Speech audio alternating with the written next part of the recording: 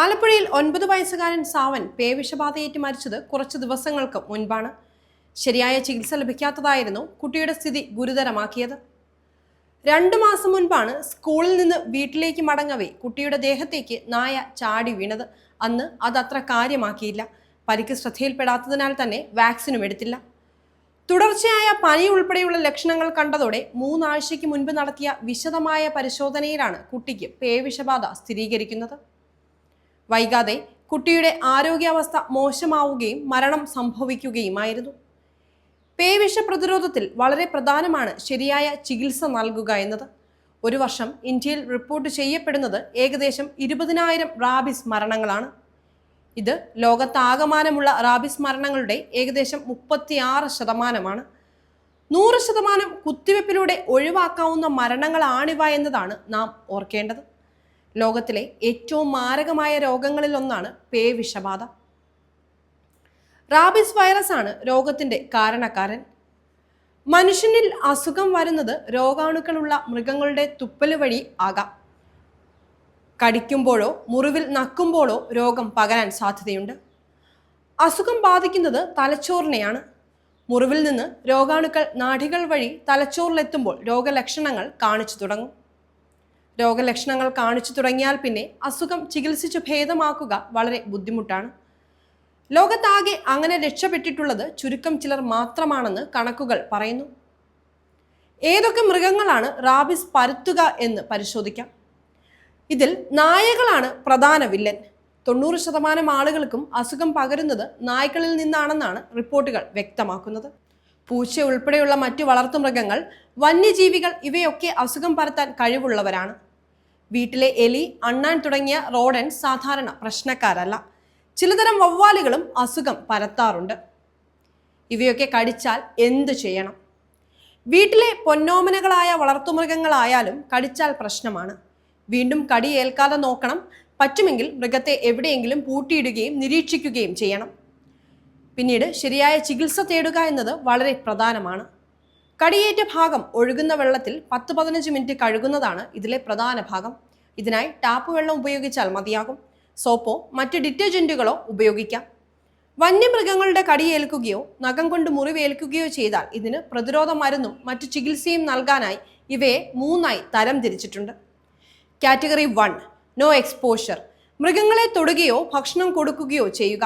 മുറിവുകൾ ഇല്ലാത്ത തൊലിപ്പുറത്ത് മൃഗങ്ങൾ നക്കുക തുടങ്ങിയ സാഹചര്യങ്ങളാണ് കാറ്റഗറി 1ആയി തിരിച്ചിരിക്കുന്നത്. ഇത്തരം സാഹചര്യത്തിൽ ആ ഭാഗം നന്നായി ഒഴുകുന്ന ടാപ്പ് വെള്ളത്തിൽ മുൻപ് പറഞ്ഞതുപോലെ 10 മുതൽ 15 മിനിറ്റ് വരെ കഴുകുക. സോപ്പോ ഡിറ്റർജന്റോ ഉപയോഗിക്കാം. പ്രതിരോധ മരുന്ന് ആവശ്യമില്ല. ഇനി കാറ്റഗറി 2 മൈനർ എക്സ്പോഷർ. തൊലിപ്പുറത്ത് മാന്തുകയോ രക്തം വരാത്ത ചെറിയ പോറലുകൾ ഉണ്ടാക്കുകയോ ചെയ്യുന്നത് 2ാമത്തെ കാറ്റഗറിയിലാണ് വരുന്നത്. ആ ഭാഗം നേരത്തെ പറഞ്ഞതുപോലെ കഴുകുക. ഇവയ്ക്ക് പ്രതിരോധ കുത്തിവെപ്പ് എടുക്കേണ്ടത് അത്യാവശ്യവുമാണ്. Category 3 severe exposure. മുറിവുള്ള തൊലിപ്പുറത്ത് നക്കുക, രക്തം പൊടിയുന്ന മുറിവുകൾ, ചുണ്ടിലോ വായിലോ നാക്കിലോ നക്കുക തുടങ്ങിയവയാണ് 3ാമത്തെ കാറ്റഗറിയിൽ വരുന്നത്. ഇത്തരം സന്ദർഭങ്ങളിൽ മുറിവ് മുൻപ് പറഞ്ഞതുപോലെ വൃത്തിയായി കഴുകുക. മുറിവിലെടുക്കുന്ന ആന്റി റാബീസ് ഇമ്മ്യൂണോഗ്ലോബുലിനും ഒപ്പം പ്രതിരോധ കുത്തിവെപ്പും ഉടൻ തുടങ്ങണം. പട്ടിയോ പൂച്ചയോ അല്ലാത്ത ഏത് വന്യമൃഗങ്ങളുടെ കടിയും കാറ്റഗറി 3 ആയി കരുതി വേണം ചികിത്സ നൽകാൻ. എന്നാൽ കരണ്ട് തിന്നുന്ന സസ്തനികളായ എലി, അണ്ണാൻ, മുയൽ തുടങ്ങിയവ പേ പരത്താറില്ല. അതുകൊണ്ട് പ്രതിരോധ മരുന്ന് ആവശ്യമില്ല. മുറിവ് വൃത്തിയായി കഴുകി മരുന്നിട്ടാൽ മാത്രം മതിയാകും. ശ്രദ്ധിക്കേണ്ട മറ്റൊരു കാര്യം വെറും കൈകൊണ്ട് മുറിവിൽ സ്പർശിക്കുന്നത് ഒഴിവാക്കുക എന്നതാണ്. കയ്യിൽ മുറിവുകൾ ഉണ്ടെങ്കിൽ വിഷബാധ പകരാൻ ഇത് കാരണമാകും. മുറിവിൽ പിടിച്ചിരിക്കുന്ന വൈറസുകളെ നീക്കം ചെയ്യുകയാണ് കഴുകുന്നതിൻ്റെ പ്രധാന ലക്ഷ്യം. എത്രയും നേരത്തെ തന്നെ കഴുകുന്നതാണ് നല്ലത്. മുറിവിൽ മുളകുപൊടി, എണ്ണ, കാപ്പിപ്പൊടി തുടങ്ങി വീട്ടിലുള്ള എല്ലാ സാധനങ്ങളും പുരട്ടുന്ന ശീലം നമ്മുടെ നാട്ടിൻപുറങ്ങളിലുണ്ട്. അങ്ങനെ ചെയ്യുന്നത് കൊണ്ട് പ്രത്യേകിച്ച് ഗുണങ്ങളൊന്നുമില്ലെന്ന് വിദഗ്ധർ തന്നെ വ്യക്തമാക്കുന്നുമുണ്ട്. പിന്നെ ചിലപ്പോൾ മുറിവ് പഴുക്കാനും സാധ്യതയുണ്ട്. ഏതെങ്കിലും മുറിവുകൾ അങ്ങനെ കണ്ടാൽ വെള്ളമൊഴിച്ച് നല്ലതുപോലെ കഴുകി അത് മുറിവിൽ നിന്ന് കളയണം. കാറ്റഗറി 3 മുറിവുകൾക്ക് ഇമ്മ്യൂണോഗ്ലോബുലിൻ എടുക്കണം. മുറിവ് കരിക്കുന്നത് കൊണ്ട് പ്രത്യേകിച്ച് ഗുണമൊന്നുമില്ല.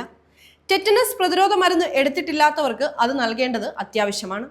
കുത്തിവെപ്പ് എടുത്ത മൃഗങ്ങൾ കടിച്ചാൽ നമ്മൾ കുത്തിവെപ്പ് എടുക്കണോ? സ്ഥിരം കേൾക്കുന്ന ഒരു സംശയമാണ്. വീട്ടിലെ നായയാണ്, പുറത്തു പോകാറില്ല, 10 ദിവസം നോക്കിയാൽ പോരെ എന്ന്. എന്നാൽ ശ്രദ്ധിക്കുക, ഇത്തരം സന്ദർഭങ്ങളിലും കുത്തിവെപ്പ് എടുക്കുന്നതാണ് നല്ലത്. വെറുതെ ഒരു ഭാഗ്യ പരീക്ഷണം നമ്മുടെ ജീവിതം വെച്ച് നടത്തേണ്ട കാര്യമില്ല. കുത്തിവെപ്പ് തുടങ്ങിയതിനു ശേഷം 10 ദിവസമായിട്ടും നായയ്ക്ക് ഒന്നും സംഭവിച്ചില്ല എങ്കിൽ കുത്തിവെപ്പ് പ്രീ എക്സ്പോഷർ പ്രോഫിലാക്സിസ് ആയി മാറ്റാവുന്നതാണ്. ഇനി ആരെങ്കിലും പട്ടിയെ കൊല്ലുകയോ പട്ടിയുടെ പെരുമാറ്റത്തിൽ എന്തെങ്കിലും മാറ്റം തോന്നുകയോ ചെയ്താൽ മുഴുവൻ കുത്തിവെപ്പും എടുക്കണം. പട്ടിയുടെയും പൂച്ചയുടെയും കാര്യത്തിൽ മാത്രമേ ഈ ഒബ്സർവേഷൻ പറയാറുള്ളൂ. മറ്റേത് മൃഗത്തിനും സാധാരണ പോലെ കുത്തിവെപ്പുകൾ ആദ്യ ദിവസം തൊട്ട് തന്നെ എടുക്കണം. പേവിഷബാധ എത്രമാത്രം ഭീകരമായ അസുഖമാണെന്ന് ഇതിനോടകം തന്നെ മനസ്സിലായി കാണുമല്ലോ. പേവിഷബാധ അസാധാരണ രോഗാവസ്ഥയെ കണക്കാക്കി രോഗികൾക്ക് അന്തസ്സായി മരിക്കാൻ അവസരമൊരുക്കണമെന്ന ഹർജി പരിഗണിക്കാനിരിക്കുകയാണ് സുപ്രീം കോടതി. പേവിഷബാധ അത്ര ഭീകരമാണ്. കരുതിയിരിക്കുകയും കരുതലോടെ പ്രതിരോധിക്കുകയും ചെയ്യുക.